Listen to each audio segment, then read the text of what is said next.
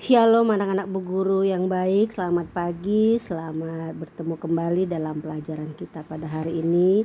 Ibu harapkan kalian semua sudah berdoa dan sudah membaca ayat Alkitabnya. Hari ini kita akan lanjutkan pembelajaran kita akan memasuki bab 2, manusia jatuh ke dalam dosa. Adapun ayat pendukungnya bisa kamu baca dalam Kejadian 4, Yesaya 59 ayat 2, dan Roma 5 ayat 12. Nah, hari ini kita akan membahas tentang apa itu dosa. Dosa adalah pelanggaran terhadap firman atau ketetapan Tuhan. Jadi setiap kita melakukan pelanggaran yang ditetapkan oleh Tuhan atau tidak sesuai perbuatan kita dengan firman Tuhan, berarti kita sudah berdosa. Antara dosa dengan kesalahan sangat beda-beda sedikit, tetapi yang jelas dosa dan kesalahan tidak sama. Belum tentu semua kesalahan menjadi dosa, tetapi yang perbuatan dosa sudah pasti merupakan sebuah kesalahan. Nah, contohnya kalau berdosa melanggar perintah Tuhan, misalnya kamu tidak pergi ke gereja pada hari Minggu atau tidak ibadah, itu kamu berdosa. Tetapi ketika kamu salah membawa buku atau salah mengerjakan PR, itu kamu hanya punya kesalahan yang belum tentu menjadi dosa. Tetapi ada juga dosa yang merupakan kesalahan. Contohnya, kamu melawan kepada orang tua itu sudah salah dan juga merupakan dosa. Jadi dosa itu yang jelas ketika kita sudah tidak sesuai dengan kehendak Tuhan atau tidak mematuhi perintah Tuhan, itu sudah merupakan dosa. Mengapa manusia berdosa? Kalau kita tanya kenapa manusia itu berdosa, seringkali kita mengatakan manusia itu berdosa karena digoda iblis. Karena pada mulanya di Taman Eden, manusia itu berdosa karena rayuan daripada iblis terhadap Hawa. Sebenarnya kalau kamu baca lebih jeli lagi Alkitab kamu, bukan karena iblis manusia berdosa, tetapi karena manusia itu sendiri tidak taat kepada perintah Tuhan. Misalnya ketika Tuhan memberikan perintah, semua pohon di pohon di taman ini boleh kamu makan kecuali pohon pengetahuan tentang yang baik dan yang jahat. Iblis datang kepada Hawa mengatakan bahwa Allahmu, kamu tidak mengatakan yang benar, mengatakan bahwa kalau kamu makan buah ini kamu akan sama dengan Tuhan. Itu adalah merupakan satu godaan iblis kepada Hawa. Tetapi bukan godaan itu yang membuat Hawa jadi berdosa, semata-mata karena dia tidak takut kepada Tuhan. Dia tidak taat kepada perintah Tuhan. Dia lebih tergoda, dia lebih mengikuti rayuan iblis daripada menaati firman Tuhan. Jadi kesimpulannya, kenyataannya manusia itu berdosa karena tidak taat kepada perintah Tuhan. Perintah Tuhan yang harus kita patuhi, perintah Tuhan yang harus kita laksanakan tidak ditaati oleh manusia. Itulah sebabnya manusia itu berdosa. Manusia berdosa tidaklah begitu saja dibiarkan oleh Tuhan. Yang pasti setiap kita berdosa, Tuhan pasti memberikan hukuman kepada manusia yang berdosa. Pada saat manusia pertama melakukan dosa di Taman Eden, secara pribadi, perorangan, Tuhan memberikan hukuman kepada manusia. Kepada Adam diberikan hukuman susah payah dalam mencari rezeki. Kepada Hawa juga Tuhan memberikan hukuman susah payah mengandung dan melahirkan. Dan ular dihukum Tuhan harus menjalar dengan perutnya dan debu tanah menjadi makanannya seumur hidupnya. Itu kepada personilnya. Tetapi ada hukuman dosa yang ditanggung oleh setiap manusia, baik manusia Adam dan Hawa ataupun manusia yang zaman sekarang. Kalau kita teliti lebih jauh lagi, dosa Adam dan Hawa itu sampai sekarang pun mempengaruhi kepada hukuman kepada hidup manusia zaman sekarang. Apakah hukuman yang diberikan Tuhan atas dosa Adam dan Hawa di masa zaman sekarang ini? Ada 4 hukuman dosa Adam dan Hawa yang kita terima hingga sampai dengan saat ini. Yang pertama, manusia itu diusir dari Taman Eden. Bisa kita baca dalam Kejadian 2 ayat 23. Kejadian 2 ayat 23 bunyinya, lalu berkatalah manusia itu, inilah dia tulang dari tulangku. Kejadian 3, maaf ibu salah, Kejadian 3 ayat 23. Isinya, lalu Tuhan Allah mengusir dia dari Taman Eden supaya ia mengusahakan tanah dari mana dia diambil. Manusia itu diusir dari Taman Eden. Yang tinggal di dunia yang sekarang ini bukan hanya Adam dan Hawa, tapi seluruh manusia akhirnya hidup di bumi, bukan lagi di Taman Eden yang Tuhan siapkan. Dan Taman Eden itu akhirnya dipagari oleh Tuhan dengan kerubnya, dan api menyala-nyala menyambar supaya manusia itu tidak lagi mendekati pohon itu. Karena pohon itu masih ada satu pohon tentang yang baik, yang apabila itu dimakan maka manusia itu akan hidup sampai selama-lamanya. Itu sebabnya manusia diusir dari Taman Eden itu. Hukuman yang kedua, hubungan manusia terputus dengan Allah. Itu bisa kamu temukan dalam Yesaya 59. Yesaya 59, Yesaya yang ke-59 ayatnya yang ke Yesaya 59 ayatnya yang kedua ya nak ya. Isinya demikian. Tetapi yang merupakan pemisah antara kamu dan Allahmu ialah segala dosa dan kejahatanmu.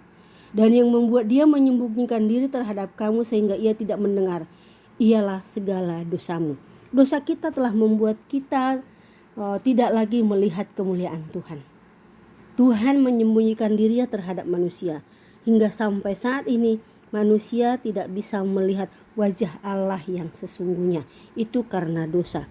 Dan hukuman yang ketiga adalah manusia harus mengalami kematian. Dalam Kejadian 3 ayat 3 sudah jelas dikatakan, jika kamu memakannya maka kamu akan mati. Tetapi dipertegas lagi di dalam kitab Roma 6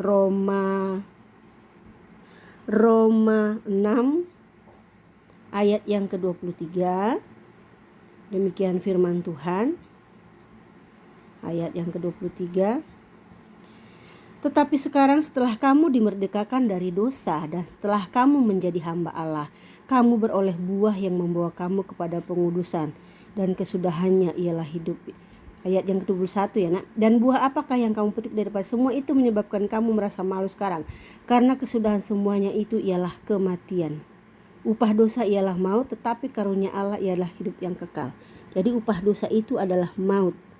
Kita berdosa, maka upahnya adalah kematian. Dan hukuman yang keempat adalah semua manusia sudah berbuat dosa dan cenderung untuk berbuat dosa. Roma 5 ayat 12. Roma 5 ayat 12, demikian firman Tuhan. Sebab itu, sama seperti dosa telah masuk ke dalam dunia oleh satu orang, dan oleh dosa itu juga maut. Demikianlah maut itu telah menjalar kepada semua orang, karena semua orang telah berbuat dosa. Karena dosa Adam dan Hawa, dosa itu sudah menjalar kepada seluruh manusia, sehingga manusia itu cenderung untuk berbuat dosa. Itu sebabnya kita lebih gampang tergoda dengan melakukan dosa. Kalau dihitung-hitung dosa manusia ketika Adam hanya berbuat satu dosa.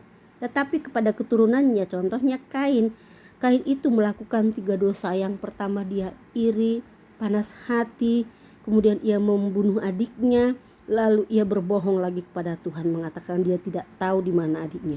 Satu dosa yang dilakukan oleh Adam dan Hawa telah menjalar kepada keturunannya. Ada 4 dosa yang dilakukan oleh Kain.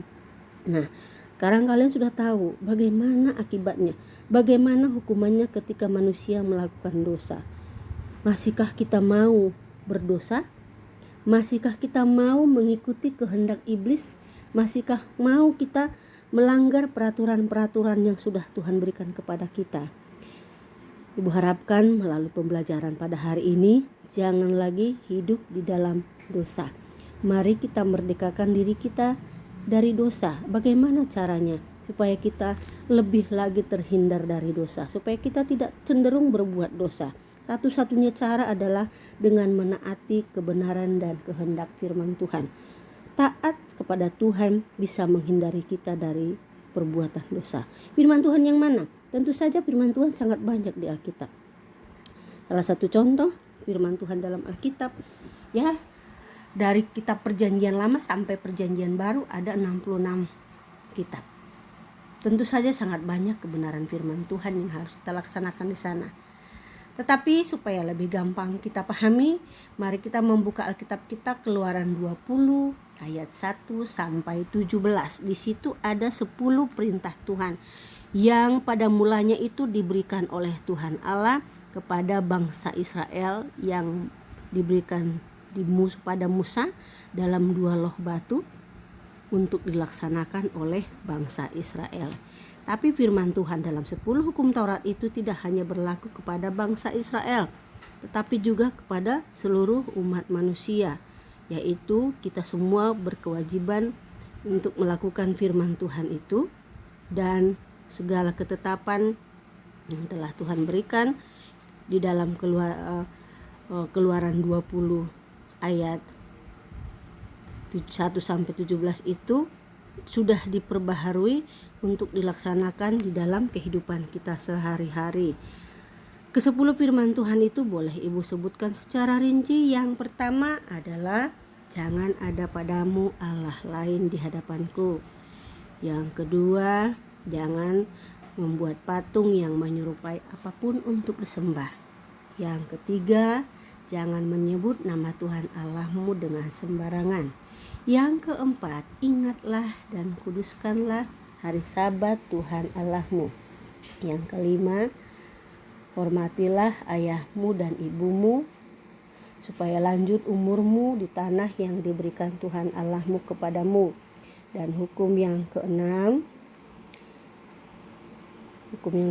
adalah jangan membunuh. Ketujuh, jangan berzina. Kedelapan, jangan mencuri.